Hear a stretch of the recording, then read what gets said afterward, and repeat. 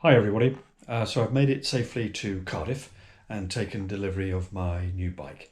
Now I know that there are a few who will be interested in the bike and the rig, so I thought I'd just take a few moments to show it to you. So anyway, here it is, here's the new bike, which I think some people will know has got one or two interesting little features on it. Probably most notably is the pinion gearbox down here between the pedals, which is an 18 speed gearbox, which has a number of endearing qualities to it. First of all, it's virtually maintenance free. Secondly, it doesn't require tuning once it's been set up. And thirdly, it is extremely reliable. The one downside, however, is that it's slightly heavier than the normal gear system that we have on most of our bikes. But to compensate for that, I've actually gone for two things. One is the titanium frame on the bike, and titanium, of course, is strong as, if not stronger than steel, more flexible, but more importantly, in this particular instance, it's lighter than steel, so that compensates. And the other thing is that it has a Gates belt drive, and I'll show you that in a moment when I go to the other side. Just before I turn the bike round, however, I'll show you my electrical system. Now, if you look down here on the front wheel, you'll notice that there's a dynamo hub down there, and that provides power not just to this front light here, but to the rear light. And if you look on the back, you can see, I hope, if I just move that, you can see that there's a USB port and something plugged in already. Now, I've plugged in my battery pack to keep that charged up, and then from there I have two outlets which I can use to power other things, and at the moment I've just got it connected up to my iPhone, which I use for navigation. But there are one or two other things on the bike that require charging, or not just on the bike, but that I have that need charging, so I can charge those up as I go along. So I'll pause the video now and turn the bike round and show you some other features of it. So one of the other great qualities about this bike is that if you look very closely here, you'll notice that actually I don't have a chain. I have a belt, which is borrowed from motorbike technology. It's a carbon belt, and it is stronger, lighter and more reliable than a chain. So again, also maintenance free virtually. I just need to wash it if it gets dirty. Don't put oil on it, but anyway, there you go. So I think that probably rounds up the most of the features on the bike itself. You may also notice that I've brought over my Brooks saddle with me from Canada, which I've been spending all this year wearing in.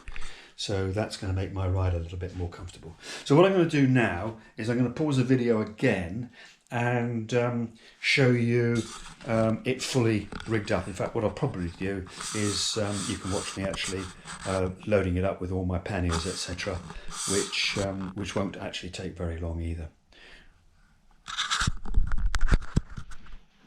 So here we go then. I've got Ortlieb panniers, which very straightforward and easy to mount onto the bike. One on that side, one on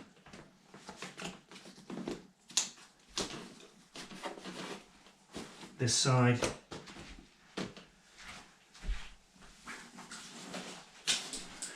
My one-man tent will go on here. I've got some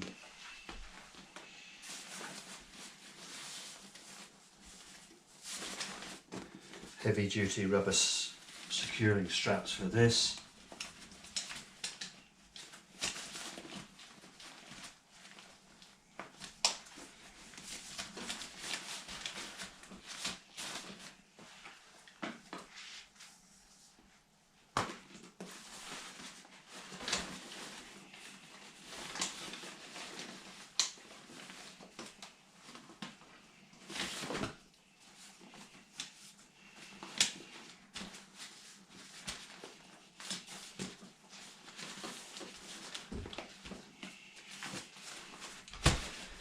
goes there. Then that contains my clothing. That's my sleeping system in there, the inner part of the tent. This is just the outer part of the tent and the ground sheet, so the wet parts of the tent. That's the dry part of the tent, and my sleeping bag, and a second pair of shoes and one or two other little things. This is primarily for sustaining me. So this is where I'm going to be putting my food. It's going to got a little bit of stuff in there at the moment, stuff that doesn't need to be refrigerated, etc. It'll probably have a little bit more in there than there's actually shown at the moment, because I'll probably have stuff in there to sustain me over days when I can't get food in supermarkets, etc. Because on the continent most things close down on the weekends. So that's that. To stabilise that, although these straps etc. will actually hold it on, but to stabilise it I'm going to put a couple of bungees on. Actually, bungees are always quite useful to take with you anyway, particularly for securing the bike when you go on the boat, on the ferry. So it's always quite useful to have a couple of bungees. So that's that.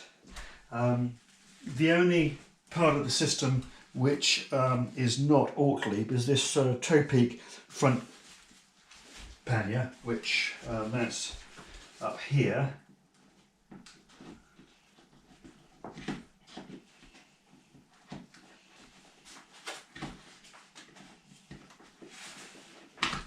Let's see what's going on. That's it there.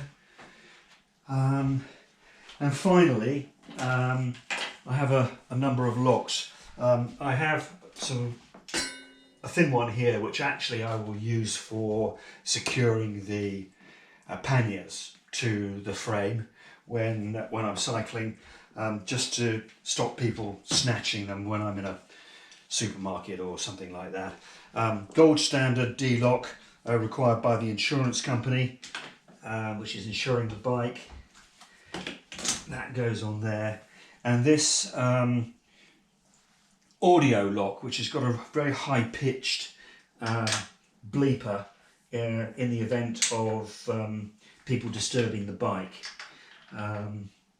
So I'll put that on here. And it's there mainly as a deterrent. That's interesting. Just locked it, and that's it going off.